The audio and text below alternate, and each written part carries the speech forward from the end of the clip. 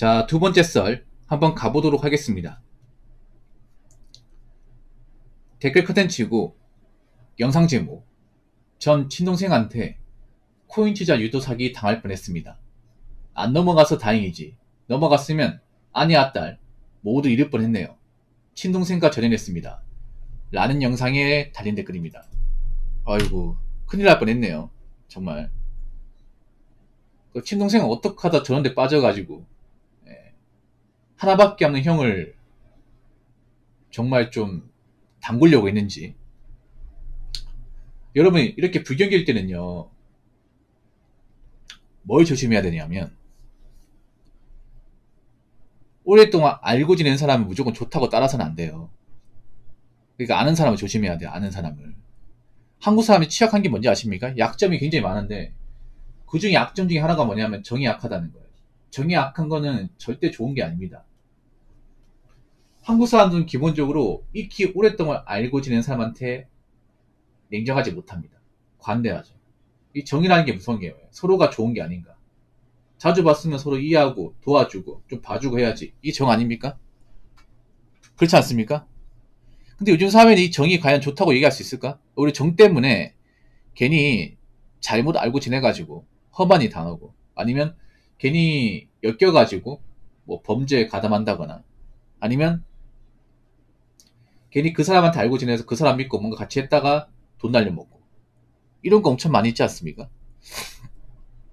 여러분한테 물어볼게요. 여태까지 살면서 아는 사람 믿고 뭔가 같이 했다가 잘 된 케이스가 있습니까?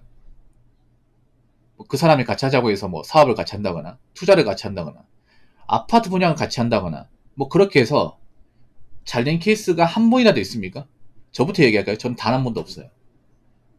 단 한 번도 없어. 한국 사람들 이게 문제예요. 왜 같이 하려고 그래?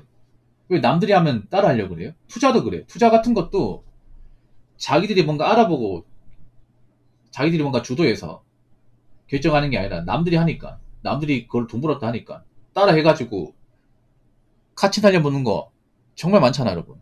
안 그렇습니까? 그리고 어떤 뭐 자영업 같은 것도 뭔가 대세라고 하니까 다 뛰어들어가지고 레로션 만드는 거, 하리투 뭡니까? 지긋지긋하지 않습니까, 여러분? 왜 아는 사람이 하자면 왜 같이 합니까, 이게?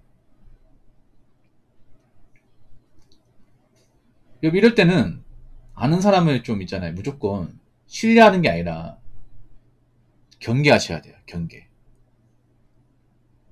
무조건 오래 났다고 저 사람 믿을 수 있다. 저 사람은 나한테 잘 준다.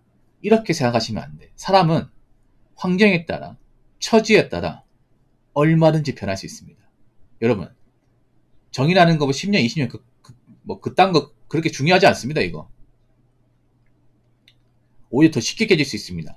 여러분, 경기가 어렵다는 게 어떤 거예요? 일단 먹고 살기 힘들고 각자 처지가 안 좋다는 거잖아. 그러면 나는 어떻게 사는데 나보다 처지가 안 좋은 사람이 내 주변에도 있다는 거예요. 그럼 그 사람들이 뭔가 궁제 부린다거나 상황이 안 좋으면 나한테 어떤 행동을 할지 장담할 수 없다. 이 말입니다. 우리가 좀 관심 있게 봐야 되는 게 뭐냐 하면, 여러분, 오랫동안 알고 지냈다 하더라도 그 사람의 속내는 잘 모르는 경우가 많아요, 여러분. 그 사람이 어떻게 지금 상황이 안 좋은지, 얼마나 빚이 많은지, 얼마나 사업이 망했는지는 잘 몰라요. 그런 거. 오래 알고 지내도 잘 얘기를 안 해요. 그래서 내 주변 사람 중에 뭔가 처지가 안 좋으면 나한테 어떤 짓을 할지 몰라요. 이게. 잘 생각해봐. 이 친동생이면 그래도 형제 아닙니까? 형제. 사연자분하고. 그러면 어릴 때부터 뭐 한 집에 같이 살면서, 그리고 성인 되고 나서 이제 주거니 받거니 하면서 서로 우애를 다졌을 거 아닙니까? 일반적인 형제라면. 근데 이 친동생이 얼마나 상태가 안 좋은지를 몰랐겠죠, 이게. 상태가 안 좋은지 알았으면 이분도 안 했겠죠. 이 친동생이 열심히 살고 건실한 마음을 가졌으면 형한테 이런 식으로 안 했겠죠. 근데 이 친동생이 그 전부터 아마 상태가 안 좋았을 거야. 근데 이런 것들을 같이 있으면서 몰랐던 거예요. 몰랐던 거예요. 그러다가 동생이 하자고 하니까 얘기 들어보니까 순간 솔깃했지만 뭔가 이상해.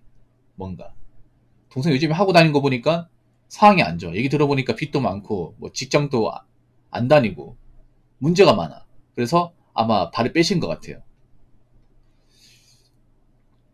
그래서 여러분 무조건 있잖아요. 뭐 10년 알고 20년 알고 뭐 가까이 지내고 이런 것보다 내가 그렇게 오래 알고 지낸 사람이 지금 문제가 있는지 없는지를 좀 봐야 돼. 우리가 뭐 친하게 지낸 것도 중요하지만 이 불경기일 때 중요한 거는 이 사람이 제대로 앞가림을 하는 사람이냐 앞가림 못하는 사람이냐 이거 정말 중요해. 여러분 결혼 시장에서도 요즘에 앞가림 여부 따지잖아요. 이 사람이 정상 직장을 다니는지 안 다니는지 돈을 열심히 모았는지 기본적인 가치관이 좋은 사람이지 안 좋은 사람이 따지잖아. 그게 다 앞가림 아닙니까 여러분? 결혼 시장에서도 요즘에 앞가림 많이 따지잖아. 이제 앞가림 못하면 외모가 예뻐도 결혼 못하지 않습니까? 제 말 틀렸습니까? 여러분 우리가 오랫동안 익히 알고 지낸 사람도 앞가림 봐야 돼. 이 사람이 정상적으로 직장생활하고 돈 문제가 있는지 없는지 사고 치는지 안 치는지 봐야 돼. 근데 이 사람이 문제가 많잖아 알고 보니까. 뭐 금전 문제도 많고 뭐 제대로 뭔가 일도 안 하고 있고 그러면 우리가 이런 사람을 알고 지내야겠습니까? 앞으로는 좀 멀리 해야 될까? 멀리 하는 게 좋겠죠 여러분. 여러분 안타까운 게 뭐냐면 그 경기가 안 좋아지면 이렇게 금전적으로 사정이 안 좋은 사람들이 굉장히 많아집니다. 네, 굉장히 많아져. 그러니까 여러분이 괜찮다고 내 주변 사람도 괜찮겠지 이렇게 생각하시면 안 돼요. 나는 괜찮지만 내 주변 사람들 중에서 뭐 금전적으로, 경제적으로 아니면 직업적으로 문제인 사람들이 군데군데 끼어 있습니다. 이런 것들을 좀 관심 있게 봐야 돼요. 사람이 궁지에 몰리면 배신하는 사람이 많아요. 특히 내가 평소에 믿었던 사람이 배신을 하면 데미지가 세게 옵니다. 자, 보통 우리가 살다 보면 돈 많은 사람이 배신하는 경우는 없습니다. 웬만하면 없습니다. 돈 많고 능력 좋은 사람이 배신하는 경우가 없어요. 보통은 사업이 망했다거나 처지가 안 좋은 사람들이 배신합니다. 지 살겠다고. 궁지에 몰린 사람은 자기밖에 없어요. 자기가 살기 위해서 남을 해치고 남한테 데미지 주는 것에 대해서 죄의식이 없습니다. 그만큼 사람이 궁지에 몰렸다는 건 굉장히 위험하다는 겁니다. 객관적으로.